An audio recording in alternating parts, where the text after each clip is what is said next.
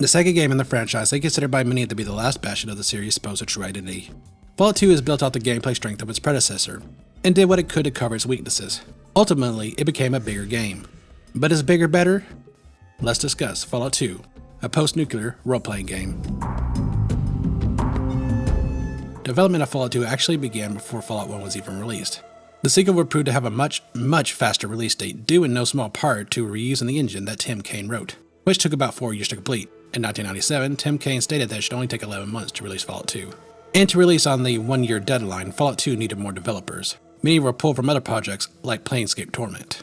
In the end, Fallout 2 was able to release October 29th, 1998. Fallout 2, using the exact same engine as the original game, plays nearly identical to Fallout 1. So much so, I would advise checking out my video covering my thoughts on the original Fallout. Instead, I would talk about what makes Fallout 2 different. Namely, Fallout 2 has a number of quality of life improvements. Often in Fallout 1, you'd have companions blocking hallways and narrow corridors, and the only solution was to give them the old Yeller treatment. In Fallout 2, you have the option of simply pushing them, making them move 1 hex away.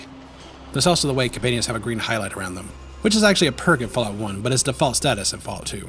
Honestly, most of the notable improvements seem to be tied to how you interact with NPCs, primarily your companions, so much so that charisma is no longer a dump set. It actually ties to how many companions you have.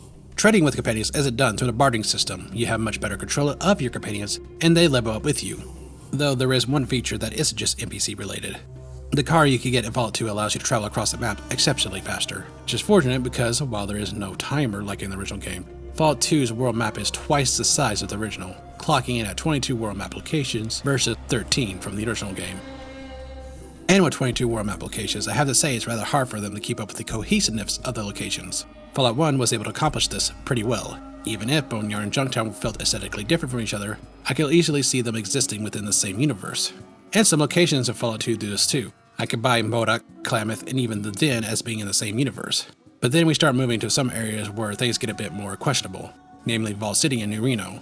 The juxtaposition is incredibly jarring to take at first, making a new player instantly get slapped with what even is this? It's one you get used to, especially with some of the best quests being tied to these locations. But it's not a cohesive world. And it's not a cohesive art style either. Many sprites, particularly in New Reno or San Francisco, really stick out in comparison to some of the older pieces. You can really tell what's new. Not all Fallout 2 assets do this though. Advanced power armor, for instance, can sit side by side T-51 and not feel out of place. The world of Fallout 2 isn't the same as Fallout 1 in terms of tone either. It's a lot more lighthearted. That's not to say it can't get dark, because it most certainly does. But there's this constant air of humor to it, so much that I can feel pretty self-aware. Fallout 1 is dreadfully desolate, while Fallout 2 feels sarcastically indifferent. It's kind of weird. There's important dark topics being brought up: xenophobia, slavery, drug abuse, and addiction.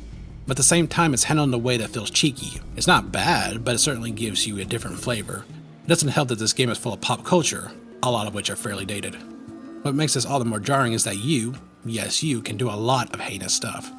You can make the Chosen One the most evil protagonist in the series. But since it's handled the way it is, it really feels like the definition of for shits and giggles. But that's not exactly a complaint, so much as pointing out the difference.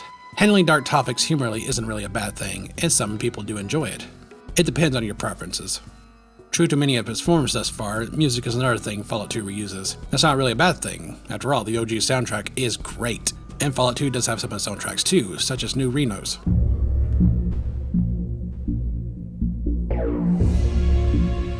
Which does a pretty good job at letting you know how ominous the city can be. And then there's the Highwayman track, giving you probably the most upbeat music in this game.